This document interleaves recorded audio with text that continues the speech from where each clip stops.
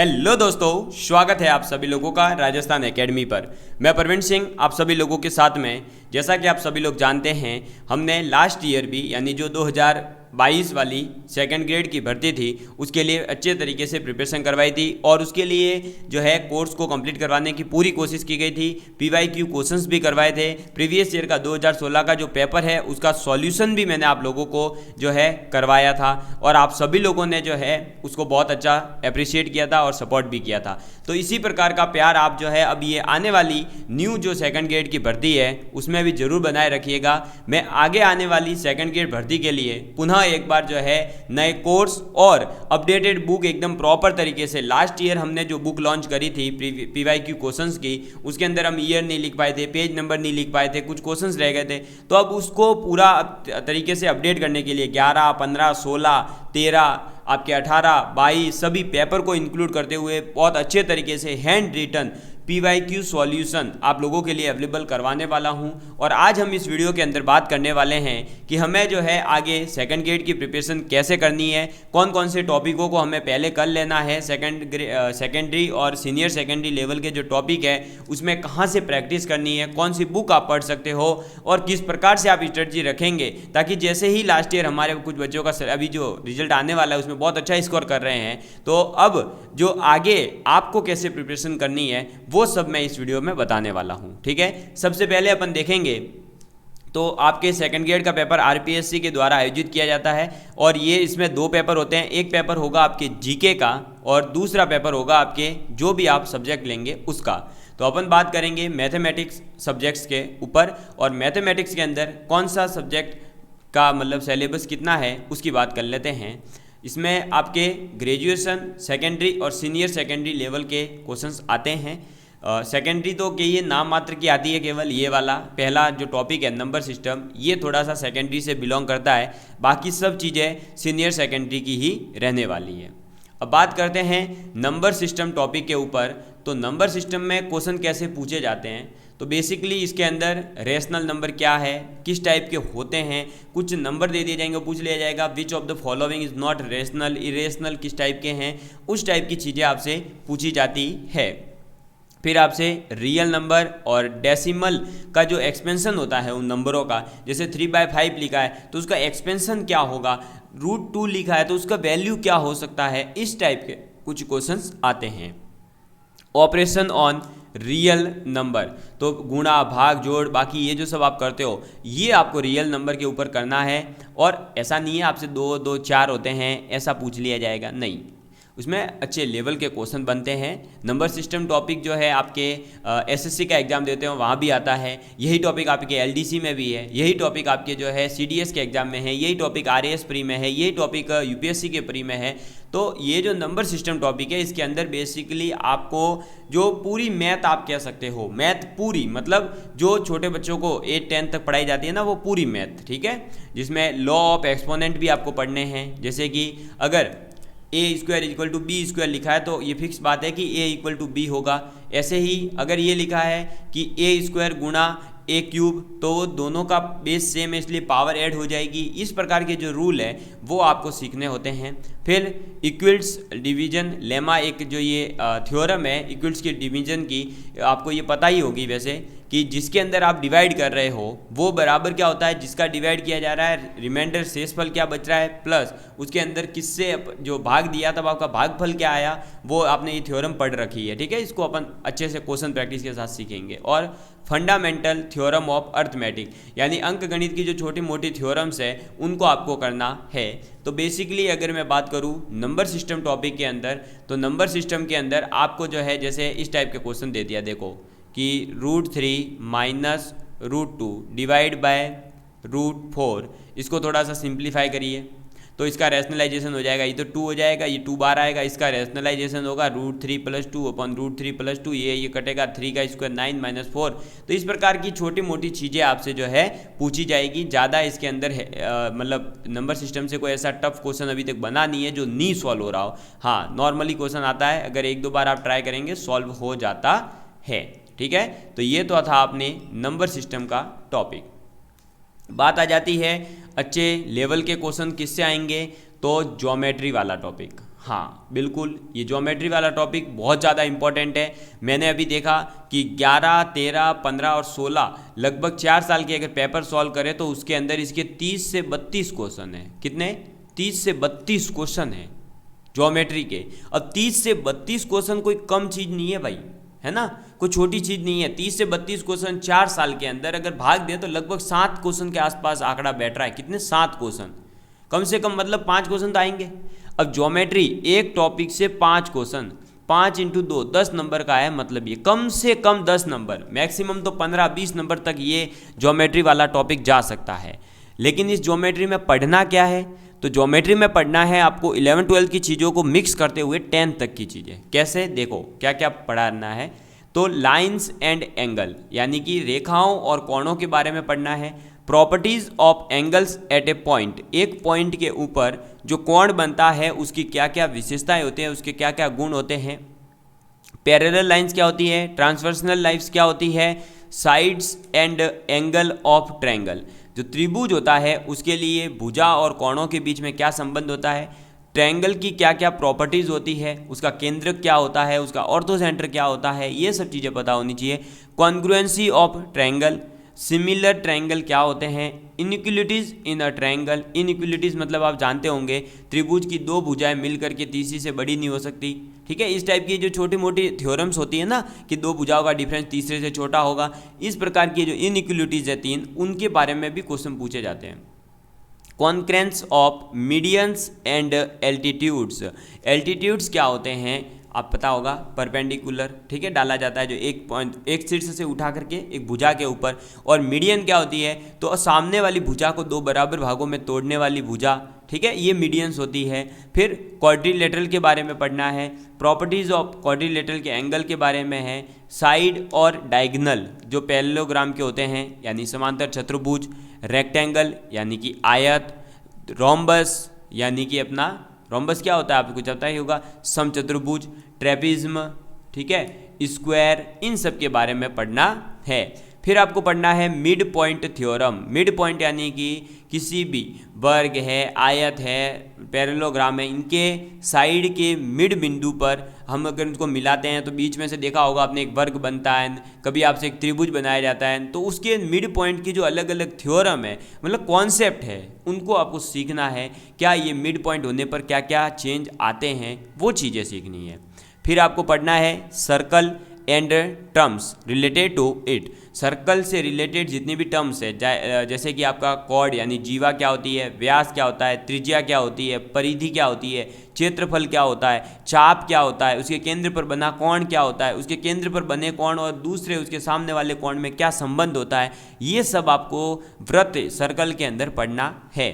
फिर देखो perpendicular from the centre to a chord, यानी कि ये आपका ऐसा सर्कल होता है, मान लीजिए सर्कल के ऊपर अपन ने ये कॉर्ड बनाई तो ये इसके सेंटर से ये जो परपेंडिकुलर डाला जाता है इसके बारे में आपको पढ़ना है। तो आप इसकी परपेंडिकुलर की लेंथ कैसे निकालोगे, तो ये अपने पास रेडियस होती है, ये अपने पास रेडियस होती है, ये एंगल इक्वल होगा, ये एंगल इक्वल है तो ये एंगल इक्वल होगा।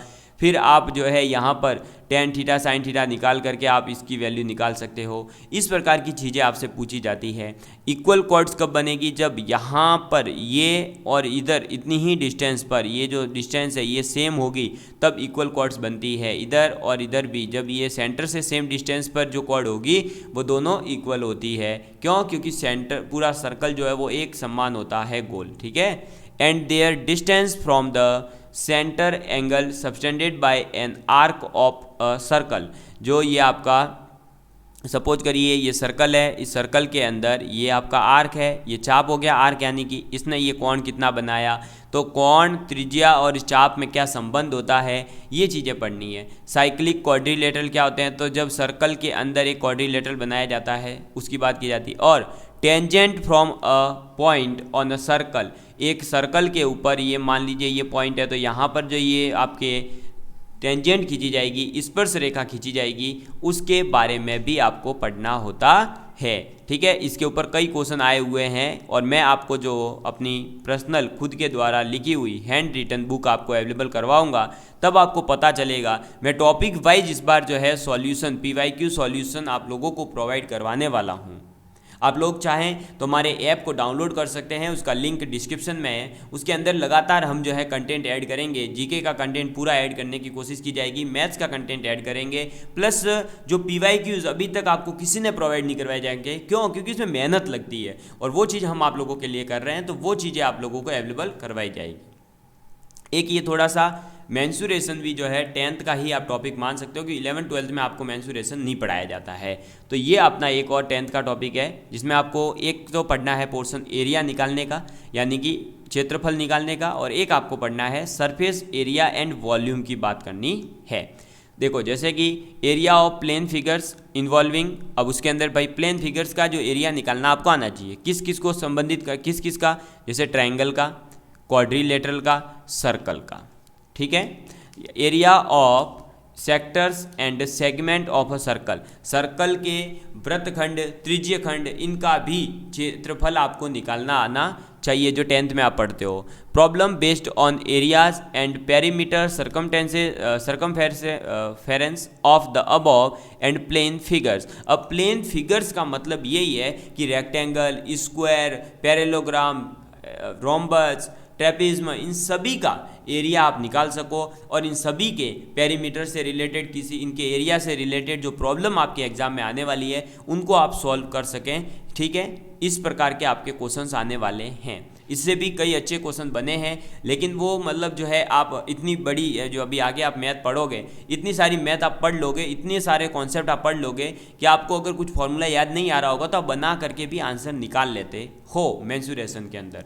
फिर सरफेस एरिया में भी यही है, surface area and volume of cube निकालना है, क्यूबॉइड निकालना है, स्पेयर का निकालना है, include hemi sphere, right circular cylinder का और कॉन का, ठीक है। और आपको यहाँ पर प्रॉब्लम दी जाएगी कि converting one type of metallic solid into another and other mixed problem. आपको जो है वॉल्यूम के अंदर मैक्सिमम टाइम यही क्वेश्चन दिया जाता है कि एक बड़ा गोला है, उस बड़े गोले से 3 छोटे गोले बना दिए, एक बड़े गोले से एक क्यूब बना दिया, एक क्यूब से हमने एक जो है क्यूबॉइड बनाया है, एक जो आपके पास में कौन था उस कौन से हमने हेमी स्फीयर बनाया है। तो जब भी ऐसा कुछ चेंज किया जा रहा हो, कन्वर्ट किया जा रहा हो, या बहुत सारों को मिला करके एक बड़ा बनाया जा रहा हो, ऐसे में आपको क्या करना है कि वॉल्यूम जो होता है, आयतन जो होता है, उसको आपको फिक्स रखना है। क्योंकि आप चाहे तो कि नहीं दो वस्तुओं को मिलाइए, दो वस्तुओं को अलग कीजिए, वॉल्यूम हमेशा दोनों वस्तुओं का मिल करके वही आने वाला है, या दोनों को अलग अलग करने के बाद दोनों को अलग अलग जोड़ोगे तब भी वॉल्यूम वही आएगा जो पहले था। बस ये कॉन्सेप्ट जिसको पता चल गया वो इससे रिलेटेड जो भी क्वेश्चंस आएंगे वो इजीली, आसानी से सॉल्व कर जाएगा, कहीं पर भी किसी प्रकार की कोई दिक्कत नहीं आएगी, ठीक है। चलिए तो आगे बढ़ते हैं। नेक्स्ट है एलजेब्रा से रिलेटेड प्रॉब्लम, ठीक है।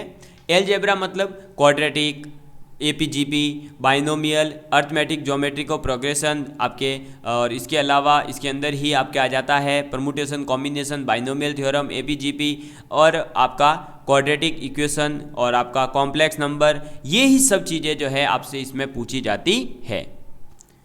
तो एलजेब्रा के अंदर अगर बेसिकली देखें तो हमें क्या दे रखा है, डिग्री ऑफ अ पॉलिनोमियल, यानी कि जो बहुपद होते हैं उनकी घात से रिलेटेड क्वेश्चंस आएगा।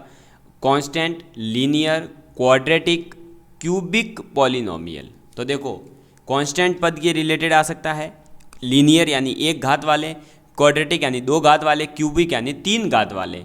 4 घात वाले पॉलिनोमियल आपके एग्जाम में नहीं आएंगे, तो आपको डरना नहीं है।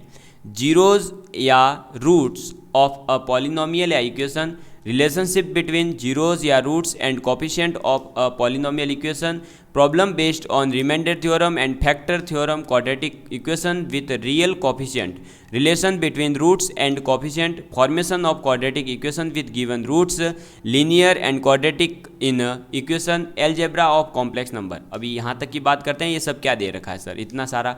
तो देखो भाई इसके अंदर ज़्यादा कोई रामायण महाभारत नहीं दे रखी है, इन्होंने सिर्फ ये दिया है कि जो एक बहुपद होगा वो आपके कांस्टेंट, लीनियर, क्वाड्रेटिक और क्यूबिक हो सकता है, और उसके जितने रूट निकलते हैं यानी उसके मूल जितने होते हैं उन मूलों को निकालना आपको आना चाहिए, उसके मूलों के और उसके कोफिशिएंट के। जैसे कि देखो क्वाड्रेटिक में होता है ना कि अपने पास है x² plus sorry ax² plus bx plus c बराबर 0, ये क्वाड्रेटिक इक्वेशन है ना। तो इसके लिए अपन क्या कहते हैं, मूलों का योग होगा -b/a। तो ये b और a क्या है, ये इसके कोफिशिएंट ही तो है। तो ऐसे ही क्यूबिक के लिए क्या होगा, लीनियर के लिए क्या होगा रिलेशन, वो आपको पता होना चाहिए। फैक्टर थ्योरम यही कहती है कि देखो इसका मूल मान लीजिए आपको उनको कह दिया है कि x बराबर x-6 इसका एक फैक्टर है। इसका मतलब क्या हुआ, x बराबर 6 इसमें जब पुट करोगे तो इसकी वैल्यू 0 हो जाएगी। तो इसको कहते हैं फैक्टर थ्योरम। इस पर बेस्ड क्वेश्चन भी आते हैं। रिमाइंडर थ्योरम क्या है, तो जो ये इसका फैक्टर है, इस फैक्टर का इसमें डिवाइड करोगे तो पूरा पूरा डिवाइड जाएगा, ऑब्वियस सी बात है। तो वो पूरा डिवाइड जाता है, उसमें फिर कई बार क्या यहाँ k वगैरह ऐड कर देते हैं और पूछते हैं कि इस k का वैल्यू क्या आएगा। तो इस प्रकार की चीज़ें भी आपसे इसके अंदर पूछी जाएगी। अगर आपको दो रूट्स दे दिए जाएँ, सपोज करो 2 एंड -2 आपको रूट दे दिए, तो आप इसे क्वाड्रेटिक इक्वेशन बना सकते हो या नहीं, तो बन जाएगी, सीधी सी बात है। देखो अपने पास में यहाँ पर क्या आता है, देखो ax² plus bx plus c बराबर 0। अब मूलों का योग क्या होता है, -b/a, तो -b/a बराबर 0 हो जाएगा, यानी कि b = 0 आएगा। b = 0 यानी ये पूरा पूरा हटा दो, और जो इन दोनों का गुणनफल होता है -4, वो होता है c/a, है ना। तो c बराबर क्या हो जाएगा, -4a। तो अपन लिख देंगे ax² -4a बराबर 0। तो यहाँ से इक्वेशन क्या बनेगी, x² -4 = 0। ये बनाई दी, देखो क्वाड्रेटिक इक्वेशन मैंने केवल दिया था ये, इससे क्वाड्रेटिक इक्वेशन ये निकल कर आ रही है। तो इस प्रकार से आपको क्वाड्रेटिक इक्वेशन फॉर्मेशन करना भी आपको आना चाहिए, ऐसी चीज़ें आपसे पूछी जाएगी। इसके बाद में आपका आ जाता है कॉम्प्लेक्स नंबर यानी सम्मिश्र संख्याओं के रिलेटेड क्वेश्चंस आएंगे, जैसे कि इसमें एडिशन आएगा, मल्टीप्लिकेशन आएगा, कॉन्जुगेशन आएगा, पोलर रिप्रेजेंटेशन आएगा, ध्रुवीय प्रदर्शित करना, किसको, कॉम्प्लेक्स नंबर को। कॉम्प्लेक्स नंबर यानी सम्मिश्र संख्याओं को जोड़ना, गुणा करना, उनका कंजक्शन निकालना, यानी कि a प्लस आयोटा b है तो a माइनस आयोटा b इसका कॉन्जुगेशन होता है, ये निकालना आना चाहिए आपको। पोलर रिप्रेजेंटेशन यानी साइन थीटा कॉस थीटा आपको जो है रिप्रेजेंट करना आना चाहिए। इसके अलावा प्रॉपर्टीज़ ऑफ मॉडुलस, यानी ये जो होता है ना, ये मॉड, इसकी प्रॉपर्टीज़ होती है कुछ कॉम्प्लेक्स नंबर के लिए, वो पता होनी चाहिए। प्रिंसिपल आर्गूमेंट क्या होता है ये पता होना चाहिए। ट्रायंगल इनइक्वलिटीज जो होती है कॉम्प्लेक्स नंबर की, वो भी पता होनी चाहिए।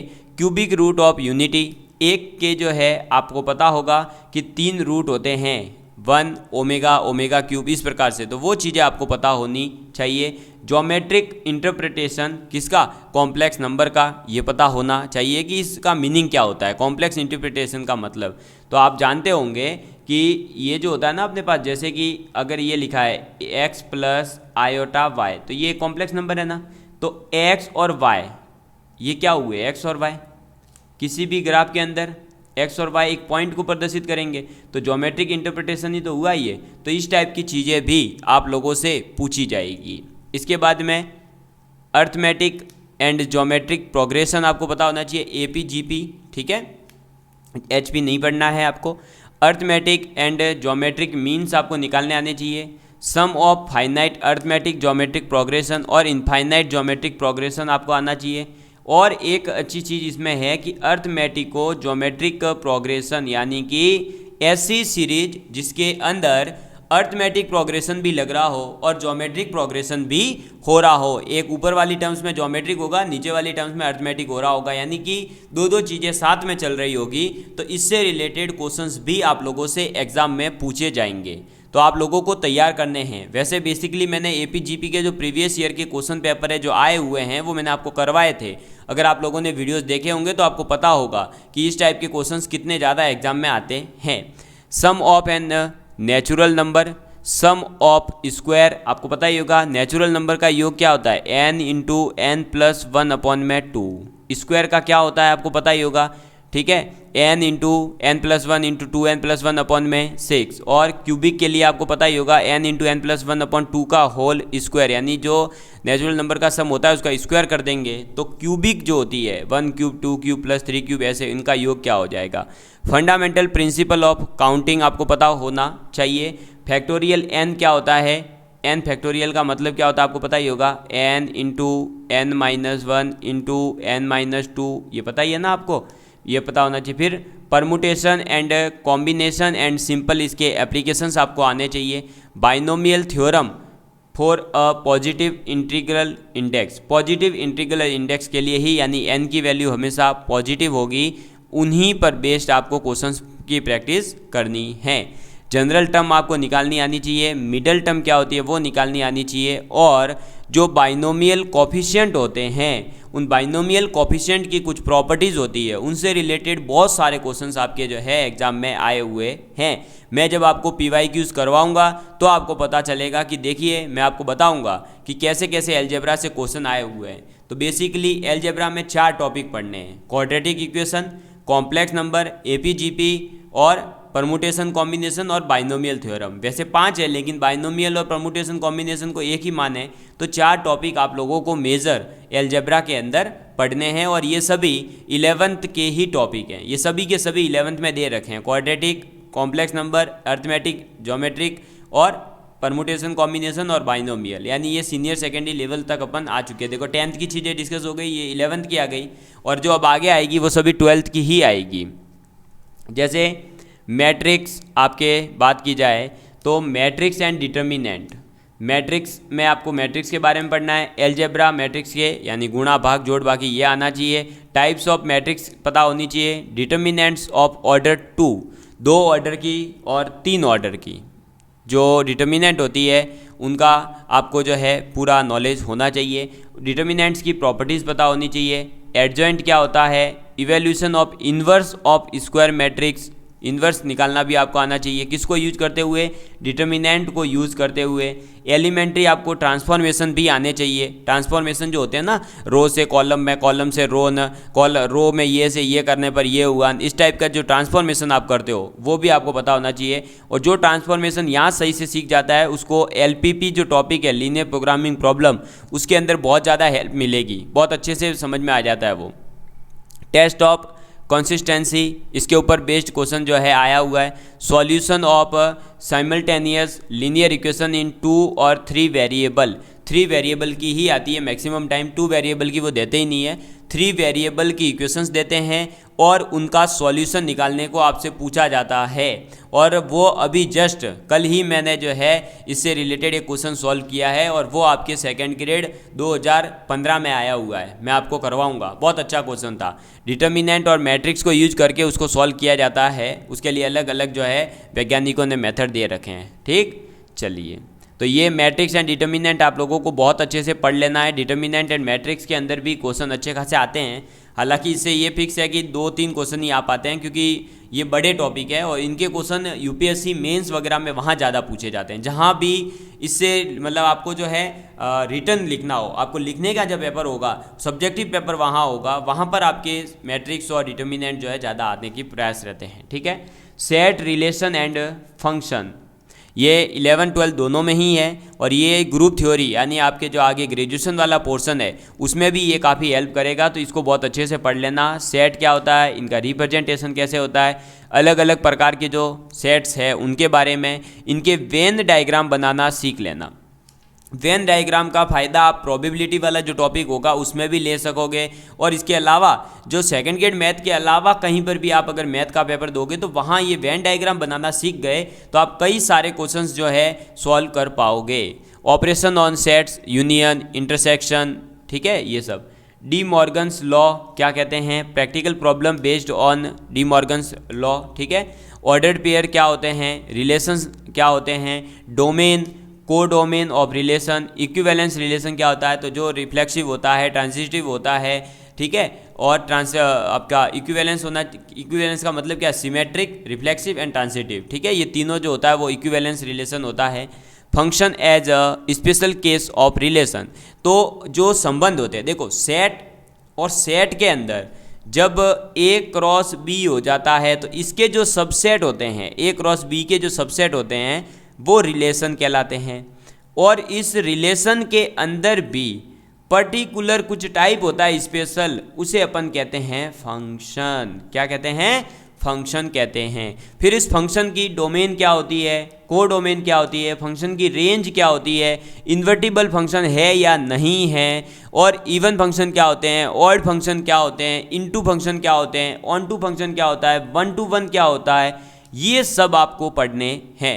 फिर स्पेशल कुछ फंक्शंस है ऑलरेडी, जैसे पॉलिनोमियल फंक्शन है आपका, ट्रिग्नोमेट्रिक फंक्शन है, एक्सपोनेंशियल फंक्शन है ई की पावर एक्स वाले, लॉगरिथमिक लॉग एक्स वाले, पावर फंक्शन है x square x cube x n, absolute value function है, ग्रेटेस्ट इंटीजर फंक्शन है, ये आपको जो है सिग्नम फंक्शन है, ये भी आपको पढ़ने हैं। ये फंक्शंस के कुछ टाइप है, इनके अंदर कुछ इनकी खुद की प्रॉपर्टीज़ होती है, मॉड्यूलस फंक्शन है, तो उनको आप पढ़ लेनी है। और बड़ी बात यह है कि सेट रिलेशन फंक्शन का खुद टॉपिक से क्वेश्चन आए या नहीं आए, लेकिन अगर आपने ये जो फंक्शन के टाइप्स वगैरह नहीं पढ़ रखे हैं, 1 1 ऑन 2 नहीं पढ़ रखा है, तो जो आगे ग्रुप थ्योरी वाला टॉपिक आएगा वो आपको दिक्कत देता है, वो आपको समझ नहीं आता, और ग्रुप थ्योरी से क्वेश्चन आते ही आते हैं हर बार। तो ये एक बेसिक है, इसको तैयार करना जरूरी है। ठीक है, फंक्शन का सम कैसे किया जाता है, फंक्शन का डिफरेंस कैसे निकाला जाता है, प्रोडक्ट कैसे किया जाता है, कंपोजिशन कैसे निकाले जाते हैं। यानी कि ये अगर एक अपने पास में एफ ऑफ एक्स दे दिया, एक आपको जी एक्स दे दिया, तो इन दोनों से आप एफ ऑफ जी कैसे निकालोगे, जी ऑफ एफ कैसे निकालोगे, इनमें क्या चेंज आएगा, क्या चेंज नहीं आता है, ये चीज़ें पढ़नी होती है। इसके बाद में नेक्स्ट अपने आ जाता है ट्रिग्नोमेट्री, और ट्रिग्नोमेट्री भी एक काफ़ी अच्छा टॉपिक है, काफ़ी जगह पर यूज़ होता है। ट्रिग्नोमेट्री टॉपिक खुद से भी क्वेश्चन आते ही आते हैं, प्लस ये कई दूसरे जगह पे भी काम अपना अटकाता है। जैसे कि जिसको ट्रिग्नोमेट्री की अच्छी नॉलेज नहीं है, वो क्वाड्रेटिक इक्वेशन के क्वेश्चन आ जाएंगे तो वहाँ लटक जाएगा। एपीजीपी में कई बार क्वाड्रेटिक जब घुस जाती है साइन कॉस थीटा, तब नानी याद आ जाती है, और कॉम्प्लेक्स नंबर में तो काम आता ही आता है, क्योंकि उसका जो पोलर जो कन्वर्जन है वो यही है। प्लस 2D 3D आप जो भी आगे पढ़ने वाले हो एनालिटिकल ज्योमेट्री, उसके अंदर भी इनका यूज़ होता है। पॉजिटिव नेगेटिव एंगल क्या होते हैं ये पढ़ना है, measuring angle in radiance, degrees and conversion आपको आना चाहिए, किससे, डिग्री से रेडियन में, रेडियन से डिग्री में। जैसे 60 डिग्री जो होता है, तो इसको अगर मुझे रेडियन में बदलना है तो मैं 360 का डिवाइड कर दूंगा, तो ये कितना आ जाएगा, देखो हाँ बिल्कुल, देखो तो ये हो जाएगा अपने पास में 0 से 0, ये 1/6, यानी ये हो जाएगा π/6। समझ में आ गई बात, क्लियर है। तो आपको क्या करना है कि देखो 360 डिग्री को अपन क्या कहते हैं, 2π कहते हैं, ये याद रखना है। 180 डिग्री को कहते हैं पाई, और यहाँ से फिर जो है आपको ये कन्वर्जन सभी याद रखने हैं। 30 डिग्री क्या होता है, 45 डिग्री क्या होता है, ठीक है, सब ये आपको याद होने चाहिए, आपको कन्वर्जन करना आना चाहिए। Trigonometric ratios of allied angles, जो एंगल्स के कुछ फिक्स है, जैसे कि साइन 0 है, साइन 30 है, साइन 45 है, साइन 60 है, साइन 90 है, ठीक है, और साइन 37 है, साइन 75 है, साइन 15 है। ये कुछ पर्टिकुलर जो एंगल होते हैं जिनके क्वेश्चंस आए हुए हैं, उनके वैल्यूज़ आपको डायरेक्ट याद होंगे तो हेल्पफुल रहता है, आपके लिए टाइम बचेगा। ट्रिग्नोमेट्रिक फंक्शन क्या होते हैं, इनकी पीरियोडिसिटी सबकी पता होनी चाहिए कि कौन सा फंक्शन कब रिपीट स्टार्ट हो जाता है। जैसे साइन की 2π होती है, कॉस की 2π होती है, ऐसे इनका एडिशन कैसे किया जाता है, सब्सट्रैक्शन कैसे किया जाता है, इनके फॉर्मूले सब पता होने चाहिए। यानी साइन a+b क्या है, sine a minus sine b क्या होता है, ठीक है, फॉर्मूला इन्वॉल्विंग मल्टीपल, यानी sine ab submultiple angle, sine a/2, sine b/2, इनकी वैल्यू क्या होगी।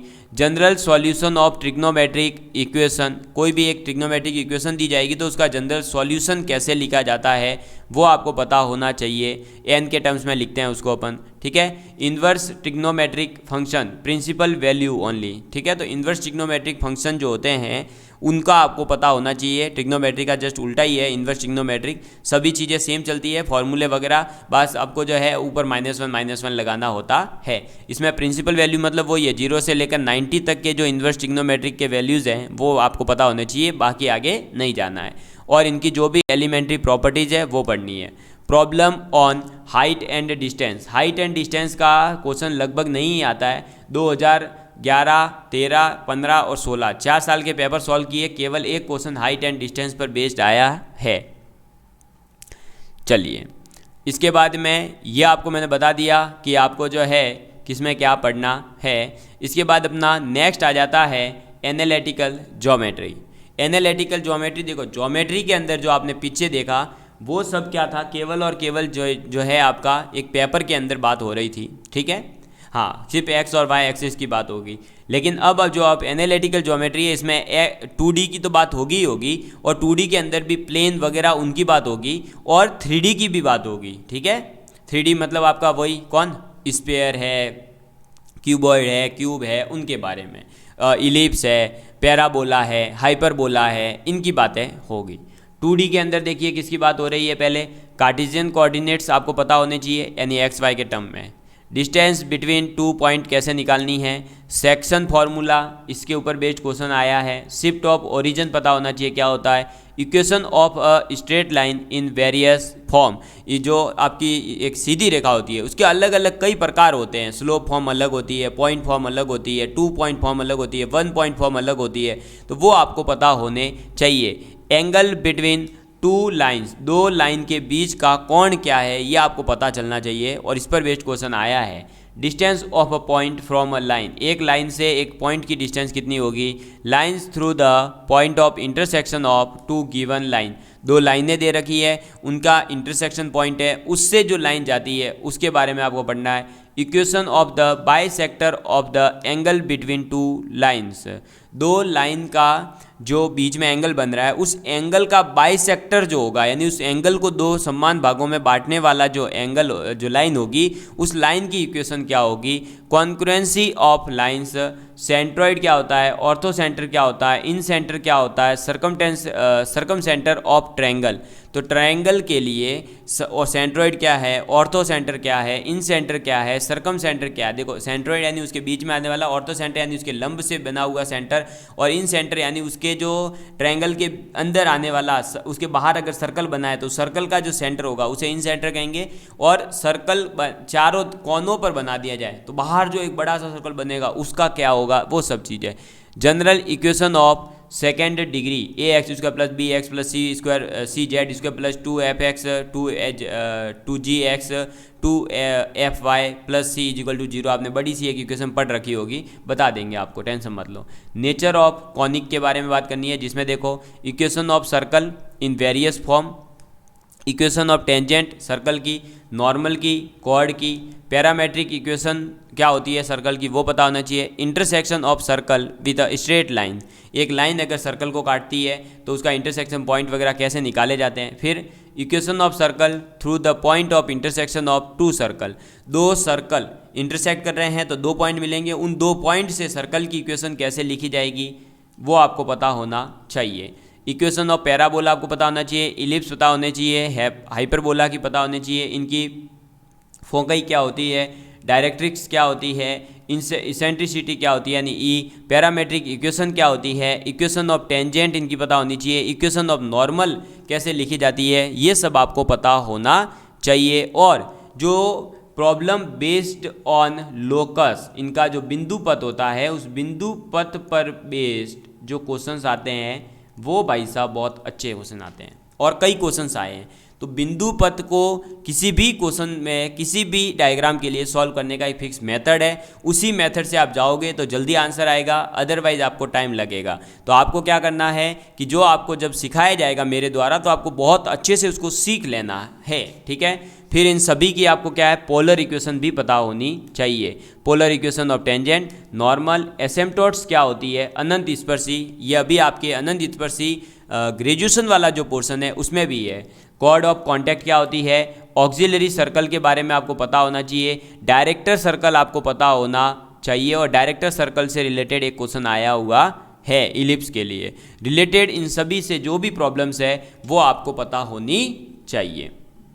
फिर 3D है, तो 3D के अंदर तो मैक्सिमम टाइम यही क्वेश्चन पूछा जा रहा है, 2 लाइन के बीच की शॉर्टेस्ट डिस्टेंस क्या होगी, ठीक है। तो distance between 2 points, direction cosines क्या होते हैं, डायरेक्शन रेशियोज क्या होते हैं, equation of straight line in space, ये बड़ी भाई साहब अच्छी है लाइन, ठीक है ना, ये ऐसे लिखी जाती है, वो ये ऐसे, ये वाली आपने फॉर्मेट देखी होगी, ये है ना, जिसमें नीचे वाले जो है ये इसके डायरेक्शन रेशियोज हैं, और ये जो आपका ऊपर पॉइंट आ रहा है ये ABC, ये इस पॉइंट से निकल रही है, ये आपको पता होना चाहिए। ये स्पेस में लाइन को ऐसे लिखा जाता है। फिर shortest distance between 2 line, 2 line के बीच की शॉर्टेस्ट डिस्टेंस से रिलेटेड क्वेश्चन लगभग आता ही आता है। इक्वेशन ऑफ प्लेन, प्लेन की इक्वेशन लिखनी आनी चाहिए। Distance of point from a plane और अ लाइन, एक लाइन से, एक प्लेन से एक पॉइंट की दूरी कैसे निकालेंगे। Cartesian and vector equation of plane and line, line और जो प्लेन है, तल और रेखा है, उसकी कार्टेशियन और वेक्टर फॉर्म में अपन कैसे लिख सकते हैं। Angle between two lines, two planes and a line and plane, मतलब आपको दो लाइनों के बीच का कोण, दो प्लेनों के बीच का कोण और एक लाइन और एक प्लेन के बीच का कोण निकालना आना ही चाहिए, क्योंकि इससे रिलेटेड क्वेश्चन आता है। इसका फिक्स फॉर्मूला है, वो रट के चले जाना है, ठीक है। फिर कोप्लेनर सिटी, लाइन की जो है अगर कोप्लेनर है, एक ही प्लेन के अंदर है, तो उसकी एक प्रॉपर्टी है फिक्स, उसको याद रखना, वो कंडीशन लगाओ, अगर वो सेटिस्फाई हो रही है तो कोप्लेनर है, अदरवाइज कोप्लेनर नहीं है, ठीक है। चलिए फिर बात करते हैं कैलकुलस वाला पोर्शन, जिसमें आप सभी लोग बहुत ज़्यादा टाइम देते हैं और देना भी चाहिए, क्योंकि कैलकुलस यानी कि कलन, इससे रिलेटेड क्वेश्चन जो है एग्जाम में बहुत ज़्यादा आते हैं, क्योंकि यही मैक्सिमम पोर्शन जो अभी तक अपन ने देखा है ना, उससे रिलेटेड क्या है कि ऑब्जेक्टिव क्वेश्चन बनने के चांसेस कम रहते हैं। ऑब्जेक्टिव क्वेश्चन सबसे ज़्यादा बनते हैं कलन वाले टॉपिक से, और कलन वाला टॉपिक ही नानी भी याद दिलाता है, तो इसको बहुत अच्छे से समझना होता है आपको। Limits, continuity, differentiability, differentiation of sum, difference, product, quotient of two function, differentiation of trigonometric function, inverse trigonometric function, logarithmic, exponential, composite function, implicit function, इन सभी का डिफरेंशिएशन निकालना आपको आना चाहिए और ये सीखना पड़ेगा आपको बहुत अच्छे से, अदरवाइज आप क्वेश्चन नहीं कर पाओगे। एग्जाम में डिफरेंशियल इक्वेशन वगैरह के जो क्वेश्चन आते हैं अच्छे से सॉल्व नहीं हो पाते हैं। सेकंड एंड थर्ड ऑर्डर के डेरिवेटिव्स निकालने आने चाहिए। Rolle's and Lagrange's mean value theorem आपको पता होनी चाहिए। Application of derivatives, rate of change of quantities, यानी कि आपको जो है इसके अंदर ये एप्लीकेशन में काम आता है कि अगर ये क्वांटिटी, जैसे किसी सर्कल की रेडियस अगर 2 मीटर पर सेकंड से चेंज हो रही है, तो उसका जो एरिया है, जो क्षेत्रफल है, वो कितना चेंज हो रहा होगा। इस टाइप के क्वेश्चंस आपसे पूछे जाते हैं और वो बहुत अच्छे क्वेश्चन होते हैं, बहुत मज़ा आता है ऐसे क्वेश्चन में। मोनोटोनिक इंक्रीजिंग क्या होता है, डिक्रीजिंग फंक्शन क्या होते हैं, maxima and minima of function of one variable, एक वेरिएबल के लिए मैक्सिमा मिनिमा निकालना आपको सीखना है, 2 वेरिएबल्स का आपको नहीं सीखना है। और टेंजेंट एंड नॉर्मल कैसे लिखी जाती है, तो आपको पता होगा dy/dx जो होता है वो टेंजेंट का स्लोप रिप्रेजेंट करता है, तो इससे आप जो है टेंजेंट वगैरह निकालते हो, वो अपन क्वेश्चन करेंगे तब और सीखेंगे। इंटीग्रल के अंदर क्या पूछा जाता है, तो integral as a anti derivatives, integration of variety of function by substitution, integration आपको करने आना चाहिए। बाय सब्सटीट्यूशन कैसे किया जाता है, बाय पार्शियल फ्रैक्शन कैसे किया जाता है, bye integration using trigonometric identities को यूज़ करके अपन इंटीग्रेशन करते हैं, वो कैसे करते हैं। डेफिनेट इंटीग्रल और उनकी प्रॉपर्टीज़ के बारे में पढ़ना है। एप्लीकेशन आपको पढ़नी है डेफिनेट इंटीग्रल की, कैसे, तो आप एरिया अंडर द कर्व कैसे निकालोगे, ठीक है, और स्पेशली लाइंस के लिए आर्क ऑफ सर्कल कैसे निकालोगे, पैराबोला, इलिप्स, इन सभी का एरिया कैसे निकाला जाता है वो ज़रूर पूछा जाता है। Area between the shade curves, यानी कि दो आपको दे दिए जाएंगे, सपोज करो 2 पैराबोला दे दिए, उनके बीच का एरिया, एक पैराबोला और एक सर्कल दे दिया, वो दोनों कट कर रहे हैं तो उनके बीच का एरिया कैसे निकालेंगे। एक इलिप्स है, एक हाइपरबोला, वो कट कर रहे हैं तो उनका एरिया कैसे निकाला जाएगा। इस प्रकार के आपको जो है सिंपल से क्वेश्चंस दिए जाते हैं। पर यहाँ पर आपको जब मैं पढ़ाऊँगा तो मैं आपको बताऊँगा कि एक आपको स्ट्रिप लेनी होती है, उस स्ट्रिप को जिसने सही ले लिया उसका क्वेश्चन जल्दी सॉल्व होता है इसके अंदर। तो बाकी इंटीग्रेशन के इसमें क्वेश्चन जो है ठीक ठाक ही आते हैं। वेक्टर अलजेब्रा, ये भी एक अच्छा टॉपिक है, इससे भी अच्छे खासे क्वेश्चन आते हैं, ठीक है, और ये जो सीख लेता है उसके सेकंड गेट साइंस में भी काम आ जाता है अगर कोई दोनों से देता है तो, ठीक है। तो देखो भाई, वेक्टर है, स्केलर है, मैग्नीट्यूड कैसे निकालेंगे, इनकी डायरेक्शन क्या होती है, डायरेक्शन कोसाइंस क्या होते हैं, रेशियो ऑफ वेक्टर्स क्या होता है, टाइप ऑफ वेक्टर जिसमें equal, unit, zero, parallel, collinear vector, इन सभी के बारे में आपको पढ़ना है। Position vector of a point, एक पॉइंट का पोजीशन वेक्टर कैसे लिखा जाता है वो पता होना चाहिए। नेगेटिव एक वेक्टर का निकालना है तो कैसे निकालेंगे, कंपोनेंट क्या होते हैं उसके, एडिशन करना है तो कैसे करेंगे, मल्टीप्लिकेशन करना है एक स्केलर से तो कैसे करेंगे। Position vector of point dividing a line segment in a given ratio, आपको एक रेशियो दे दिया जाएगा और एक पोजीशन वेक्टर यानी एक वेक्टर दे दिया जाएगा और पूछा जाएगा कि ये इस लाइन को कितने सेगमेंट में बांटेगा। तो इस टाइप के क्वेश्चन आपसे पूछे जाते हैं, यानी कि वेक्टर और ज्योमेट्री को मिक्स करके क्वेश्चन आते हैं। स्केलर यानी कि डॉट प्रोडक्ट आपको वेक्टर का निकालना आना चाहिए। Projection of vector on line, एक लाइन के ऊपर किसी वेक्टर को जो प्रोजेक्ट किया जाता है तो उसका प्रोजेक्शन कैसे निकालेंगे। वेक्टर प्रोडक्ट यानी कि cross product a cross b, और एक होता है a dot b. A dot b बहुत आसान है, ए क्रॉस बी थोड़ा सा टफ पड़ता है। स्केलर और वेक्टर का ट्रिपल प्रोडक्ट, जिसके बेस्ड आपको पता होगा ग्राम सेवक के अंदर भी क्वेश्चन आ गया था भाई, है ना, GDS video village development officer के अंदर भी इससे क्वेश्चन आ गया था। और प्रॉब्लम रिलेटेड इनसे जो भी आती है वो सब आपको पढ़नी है। तो ये है अपना वेक्टर अलजेब्रा, ठीक है, इसको बहुत अच्छे से आप लोगों को सीख लेना है।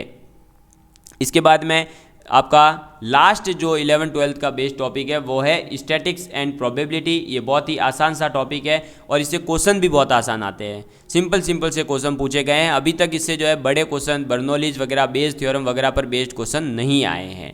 इसमें पूछते हैं mean, median, mode of grouped ungrouped data, calculation of standard deviation SD निकालना आना चाहिए, वेरिएंस यानी सिग्मा निकालना, mean deviation from for grouped and ungrouped data के लिए कैसे निकालेंगे। और प्रोबेबिलिटी में probability of an event, addition, multiplication theorem probability की। तो आपको पता ही होगा एडिशन तो कब होता है, जब अपन कहते हैं या तो ये होगा या ये होगा, और जब अपन कहते हैं ये और ये, तो और जब वर्ड लगता है तो मल्टीप्लिकेशन करते हैं, या वर्ड लगता है तो अपन एडिशन करते हैं। ये प्रोबेबिलिटी के अंदर फिक्स है और इसी से रिलेटेड क्वेश्चन आए हैं आज तक। ये कंडीशनल प्रोबेबिलिटी पे क्वेश्चन आया नहीं है, बेस थ्योरम पे आया नहीं है। Probability distribution of a random variant और बर्नौलीज और बाइनोमियल डिस्ट्रीब्यूशन वगैरह पर बेस्ड अभी तक क्वेश्चन नहीं आए हैं, लेकिन इस लेवल के जब क्वेश्चन आएंगे तो ये टॉपिक भी थोड़ा सा टफ हो जाएगा। अदरवाइज अभी तक ये आसान ही क्वेश्चन है, ज़्यादा इसमें लंबे चौड़े क्वेश्चन नहीं पूछे गए हैं। स्टैटिक्स में तो मीन, मॉड, मीडियन हर कोई निकाल लेता है यार, आजकल मैथ्स में नॉर्मल मैथ्स जो SSC वाले पेपर दे रहे हैं उसमें भी आ रही है। स्टैंडर्ड है अपना अब ग्रेजुएशन, ठीक है। सीनियर और सीनियर सेकेंडरी लेवल, सेकेंडरी और सीनियर सेकेंडरी लेवल तक की जो मैथ्स है वो तो फिर भी बच्चे कर लेते हैं, पढ़ लेते हैं, लेकिन बात आती है जब ग्रुप अपने ग्रेजुएशन लेवल पर, किसकी, जैसे कि ग्रुप थ्योरी की है जिसमें एब्स्ट्रैक्ट अलजेब्रा के नाम से आता है, कैलकुलस का नाम चेंज होकर के रियल एनालिसिस हो जाता है। तो जब इस लेवल की चीज़ें आती है तब थोड़ी सी टफ पड़ती है, और इस लेवल के MCQ जो है आपको बहुत कम लोग करवाते हैं, लेकिन मैं आप लोगों के लिए इसके MCQ ऑलरेडी अभी तक जो है अपने पास में बहुत ज़्यादा तैयार कर चुका हूँ, और वो सभी MCQ मेरी इच्छा है कि मैं YouTube के ऊपर आप लोगों को करवाने वाला हूँ, क्योंकि MCQ जो है आपको सेकेंडरी लेवल तक के तो क्या है, कोई भी IIT वगैरह के जो कहीं से उठा के कॉपी पेस्ट करके पढ़ा देते हैं, लेकिन जब बात आती है ग्रेजुएशन लेवल की तो खुद को बनाने पड़ते हैं, खुद के दिमाग से बनाने पड़ते हैं, और UGC, नेट, जैम, गेट वहाँ के और फर्स्ट ग्रेड और अदर स्टेट्स के जो पेपर हुए हैं वहाँ से निकाल कर क्वेश्चंस को लाना होता है। अब एब्स्ट्रैक्ट अलजेब्रा के अंदर भी सिंपल से क्वेश्चन पूछे गए हैं। होमोमॉर्फिज्म की सीधी सी प्रॉपर्टी पूछ ली थी एक बार तो देखिए डेफिनेशन और एग्जाम्पल ग्रुप के, जनरल प्रॉपर्टीज ग्रुप की पढ़नी है, ऑर्डर निकालना आना चाहिए, एलिमेंट का, जो ग्रुप का एक एलिमेंट है उस एलिमेंट का ऑर्डर क्या है, परमुटेशन आपको पता ही होगा, इवन ऑड परमुटेशन क्या होता है, ग्रुप ऑफ परमुटेशन कैसे निकालेंगे, साइक्लिक ग्रुप क्या होते हैं, केलेज थ्योरम है इनकी वो पता होनी चाहिए, सब ग्रुप क्या होता है, कॉसेट्स के बारे में, लेग्रांजेस थ्योरम पता होनी चाहिए, product theorem of subgroup, conjugate elements, conjugate complexes, centre of group कैसे निकालते हैं, सिंपल ग्रुप क्या होते हैं, सेंटर ऑफ ग्रुप कैसे निकालेंगे सिंपल ग्रुप का, normaliser of an element of a complex, और नॉर्मल सब ग्रुप क्या होता है, कोशेंट ग्रुप क्या होता है, ग्रुप होमोमॉर्फिज्म, ये इसकी डायरेक्ट होमोमॉर्फिज्म की डेफिनेशन जो होती है ना, वो डेफिनेशन सीधे एग्जाम में आई हुई है 2016 के पेपर में, और वो डेफिनेशन मैंने यूट्यूब पर आपको बताई है, सीधे से डेफिनेशन पूछी है। Isomorphism with elementary basic properties, fundamental theorem of homomorphism in groups, isomorphism groups और थ्योरम ऑफ अ ग्रुप, यानी आइसोमॉर्फिज्म की जो थ्योरम है ग्रुप के लिए वो आपको पढ़नी है।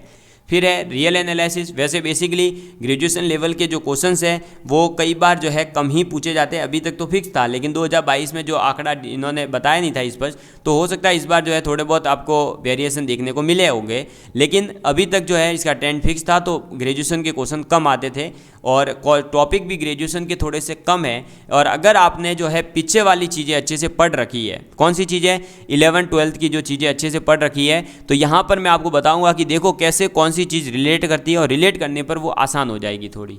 जैसे देखो, अब ये जो ग्रुप थ्योरी है, ये जब इसने सेट वगैरह अच्छे से पढ़ रखा होता है उसके लिए ये सब चीज़ें समझ आ जाती है।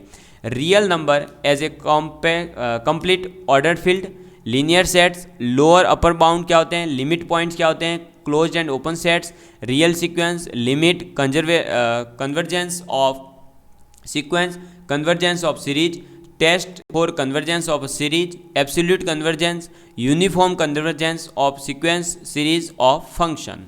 ठीक है, इसके बाद में कॉम्प्लेक्स एनालिसिस, तो इसमें वही है, जो कॉम्प्लेक्स फंक्शन होते हैं उनकी लिमिट निकालनी आनी चाहिए, कंटिन्यूटी निकालनी आनी चाहिए, डिफरेंशिएबिलिटी आपको निकालनी आनी चाहिए। और एनालिटिक फंक्शन क्या होते हैं, Cartesian and polar form Kochi Riemann equation की आपको निकालनी आनी चाहिए।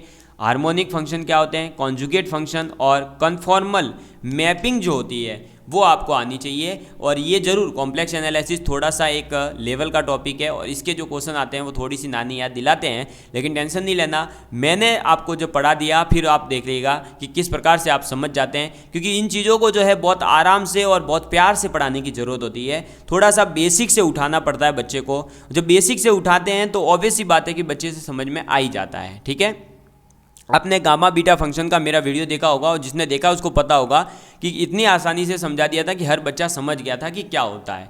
अब देखो, इसमें भी कैलकुलस में क्या पूछेंगे आपसे, पोलर कोऑर्डिनेट्स क्या होते हैं, यानी कॉस थीटा साइन थीटा वाला form, angle between radius vector and tangent, angle between curve and polar form, length of polar सब टेंजेंट, सब पोलर सब normal, pedal equation of curve, derivative of an arc, curvature, various formulas, centre of curvature, chord of curvature related problems, partial differentiation, Euler's theorem on homogeneous function, chain rule of partial differentiation, maxima minima of function of two independent variables of three variables। ठीक है, 2, 3 और 1 variable सभी के maxima minima आपको निकालने आने चाहिए। लेकिन कब आएंगे, जब अपन ने ये सब चीज़ें जो अभी तक आपने देखा ना, ये देखो पार्शियल डिफरेंशिएशन कब आ रहा होगा, जब हमें डिफरेंशिएशन आता हो, क्योंकि पार्शियल डिफरेंशिएशन का मतलब क्या है, डिफरेंशिएशन का छोटा भाग और कुछ नहीं। ठीक है, connected by a relation, Lagrange's method of undetermined multipliers, asymptotes निकालने के लिए, एसिम्पटोट्स के लिए कुछ नहीं करना होता, क्वाड्रेटिक जिसको सॉल्व करनी आती हो और जिसको डिफरेंशिएशन करना आता हो वो आसान से कर सकता है।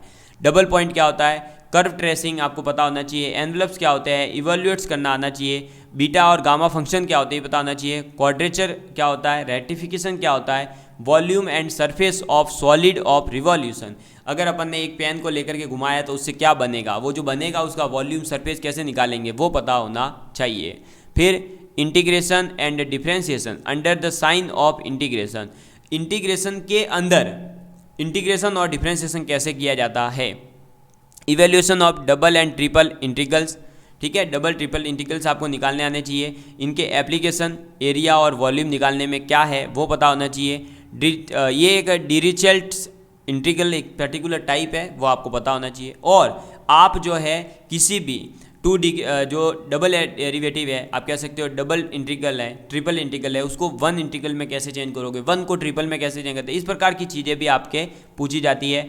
और आप जो है किसी भी एक फंक्शन को कैसे पोलर कोऑर्डिनेट्स में उसको चेंज करेंगे वो आपको पता होना चाहिए। ठीक है, चलिए, तो ये अपना जो है देखिए, आपने देखा होगा कि कैलकुलस वाला पोर्शन और रियल एनालिसिस वाला पोर्शन जो पीछे आप पढ़ते हुए आ रहे हो, वही चीज़ें जब आप पढ़ रखोगे और वही चीज़ें फिर ग्रेजुएशन में अप्लाई करनी है जस्ट, तो आप समझ जाओगे कि कैसे पीछे की चीज़ों को आसान किया जा सकता है। फिर नेक्स्ट अपना टॉपिक है डिफरेंशियल इक्वेशन। तो डिफरेंशियल इक्वेशन में वही है, फर्स्ट ऑर्डर की डिफरेंशियल इक्वेशन, फर्स्ट डिग्री की, फिर first order but not a first degree. ठीक है, मतलब डिग्री और ऑर्डर अलग अलग हो गए। फिर आपके क्लेरेंट्स इक्वेशन क्या होती है, जनरल और सिंगुलर सॉल्यूशन कैसे निकाले जाते हैं, linear differential equation with constant coefficient, homogeneous differential equation, second order linear differential equation, simultaneous linear differential equation first order की, ये सब आपको सॉल्व करने आने चाहिए। इससे हालांकि क्वेश्चन ईजी आता है, टेंशन मत लो, क्योंकि इसमें ज़्यादा लंबे ऑर्डर की डिग्री आपके दे नहीं रखे तो आपको टेंशन नहीं है। ठीक है, ऑर्डर और डिग्री ही नॉर्मल चीज़ें पूछ लेता है ये कई बार बस। वेक्टर कैलकुलस में ये बहुत आसान है क्योंकि ये चीज़ें आपने पढ़ रखी है, कर्ल निकालना आना चाहिए, ये क्रॉस प्रोडक्ट आप ये समझ सकते हो कि क्रॉस प्रोडक्ट, डॉट प्रोडक्ट और डिफरेंशिएशन तीन का यूज़ होता है वेक्टर कैलकुलस में, gradient, divergence, identities involving their operators and related problems, और इनसे स्टॉक, ग्रीन और गॉस, ये 3 थ्योरम है। तीनों थ्योरम के पर्टिकुलर फॉर्मूले हैं, और बस वो फॉर्मूले जिसको याद है वो इसके क्वेश्चन कर लेता है, नहीं दिक्कत आती है। ठीक है, चलो फिर एनालिटिकल ज्योमेट्री ऑफ 3D। तो देखो स्फीयर, कॉन और सिलेंडर, जो आप 12th लेवल में पढ़ोगे वहाँ पर सीधे सीधे से उसकी जो इक्वेशन दे रखी होगी वही काम आएगी, लेकिन जब आप ग्रेजुएशन वाले लेवल में पढ़ोगे तो यहाँ पर आपको क्या करना होगा, basically sine theta, cos theta, और आपको जो है यहाँ पर मतलब जनरल इक्वेशन के साथ साथ इनका डिफरेंशिएशन, इंटीग्रेशन वगैरह, कैलकुलस थोड़ी सी मिक्स करके जो क्वेश्चन बनते हैं वो पूछे जाएंगे। स्फीयर की जनरल इक्वेशन क्या होगी, टेंजेंट प्लेन क्या होगा उनके लिए, टेंजेंट लाइन नहीं, टेंजेंट प्लेन, पोल क्या होता है इनका, पोलर और इंटरसेक्शन ऑफ 2 स्फीयर कैसे निकालेंगे। ठीक है, फिर उसमें भी ऑर्थोगोनल ट्रायंगल स्फीयर्स अलग होते हैं, और ऑर्थोगोनल जो स्फीयर होते हैं, सॉरी, ऑर्थोगोनल स्फीयर्स की भी कुछ अलग प्रॉपर्टीज़ है वो आपको पढ़नी है। एनवेलोपिंग कॉन होते हैं, टेंजेंट प्लेन इनका भी, रेसिप्रोकल कॉन, और 3 म्यूचुअल परपेंडिकुलर जनरेटर्स जो होते हैं वो कैसे बनते हैं, राइट सर्कुलर कॉन कैसे बनता है, और सिलेंडर है तो राइट सर्कुलर सिलेंडर और एनवेलोपिंग सिलेंडर, ये 2 चीज़ें पढ़नी है। ठीक है, ये आसान है, इसमें ज़्यादा फॉर्मूले वगैरह यूज करके काम निकल जाता है। स्टैटिक्स एंड डायनेमिक्स है तो composition and resolution of coplanar force, component of a force in 2 given directions, equilibrium of concurrent force, parallel force and movement, velocity, acceleration, simple linear motion under constant acceleration, laws of motion and projectile. ये physics का portion है, अच्छे से पढ़ा देंगे जब physics पढ़ाऊंगा तब।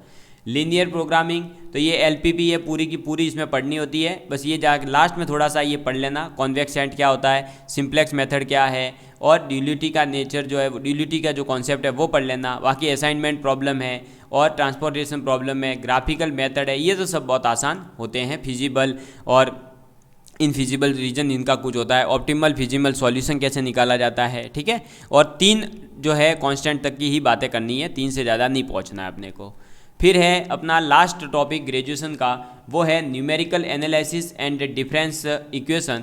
इससे भी अच्छा खासा क्वेश्चन बन जाता है, और ये टॉपिक थोड़ा सा आप ये कह सकते हो कि जो है छोटे बच्चों का मतलब गुणा भाग जोड़ बाकी जो होता है ना, उसमें से केवल जोड़ना और घटाना जिसको आता है वो इस क्वेश्चन, इस पूरे चैप्टर को समझ सकता है। लेकिन दिक्कत कहाँ आती है कि इसके अंदर जो है कुछ चीज़ें ऐसी ऐसी आती है जो आपको समझ नहीं आती है ना, वो आपको दिक्कत देती है, और उस चीज़ों को समझने के लिए आपको क्या है, अच्छे लेवल की थोड़ी बुक्स पढ़नी पड़ती है।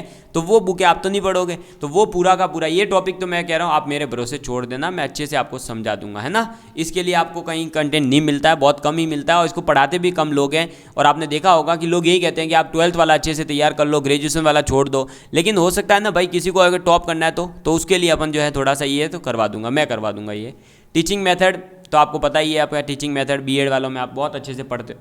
ठीक है, बाकी ये देख लीजिए, यहाँ पर ये हर बार की तरह यहाँ पर नहीं किया था डिक्लेयर। देखो जैसे क्या कहा था, मैक्सिमम 300 नंबर का होगा, 2 आवर एंड 30 मिनट्स मिलेंगे, 150 क्वेश्चन होंगे आपके पास में, मल्टीपल चॉइस क्वेश्चन होंगे। ठीक है, और नेगेटिव मार्किंग पूरी की पूरी होगी अगर आप जो है एवरी रॉन्ग आंसर 1/3 यानी 1/3 नंबर आपका कट जाएगा। इसमें सेकेंडरी, सीनियर सेकेंडरी और ग्रेजुएशन और teaching method related to subject आएगा ही आएगा। तो अपन जो है दोस्तों आप लोगों के लिए देखो, आज ये पूरा मैंने एनालिसिस करके आपको बता दिया है कि आपका सिलेबस क्या है। आपको जो है अब मैं बता दूं कि सबसे पहले आप जो है स्टार्ट करेंगे 10th के जो पोर्शन दे रखे हैं ना, 10th वाला पोर्शन उसको तैयार करिए।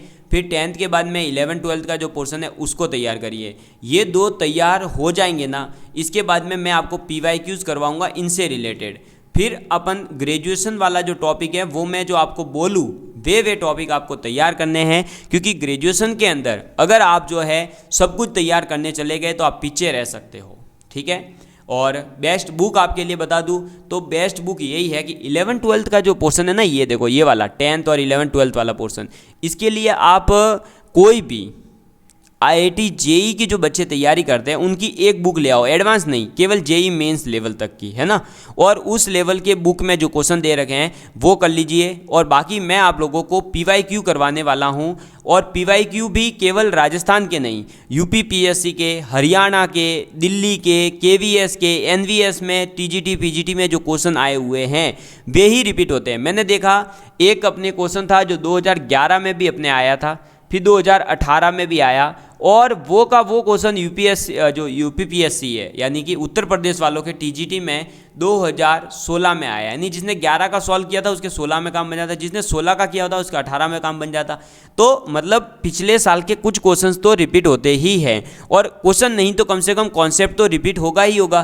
तो उस कॉन्सेप्ट को समझने के लिए और आप लोगों की हेल्प करने के लिए मैं आप लोगों के लिए जो है पूरा का पूरा थ्योरी वाला एक अलग बैच चलाएंगे, और एक क्वेश्चन प्रैक्टिस के लिए एमसीक्यू बैच पूरा लेकर के आऊँगा, जिसमें मैं आप लोगों को क्वेश्चन करवाने वाला हूँ। आप लोग क्या करेंगे, इस वीडियो के डिस्क्रिप्शन में कमेंट बॉक्स में आप कमेंट करेंगे कि वीडियो कैसा लगा और आप लोग क्या चाहते हैं, आपके लिए थ्योरी बैच कैसे स्टार्ट किया जाए, कब से स्टार्ट किया जाए। सेकंड ग्रेड वालों आपके पास अब देखो सिलेबस लंबा है ना, लगभग 1 घंटा हो गया देखो अपन को सिलेबस डिस्कस करने में। तो सिलेबस को डिस्कस करने में इतना टाइम लग रहा है, तो आप ये समझिए कि इसको पढ़ने में कितना टाइम लगेगा, और ग्रेजुएशन लेवल के टॉपिक समझने में बहुत टाइम लगेगा। इसलिए अभी से ही तैयारी करना स्टार्ट कर दीजिए। मैं आप लोगों के लिए जो है अब यूट्यूब के ऊपर भी आपकी क्लासेस स्टार्ट करने जा रहा हूँ। धन्यवाद। जय हिंद, जय भारत। आपको क्या करना है, सिलेबस की प्रिंट निकलवा लेनी है और एक एक टॉपिक को तैयार करते चलिए। यूट्यूब पर हमारे चैनल पर मेरी वीडियोस अवेलेबल है, आप वीडियोस की हेल्प ले सकते हो।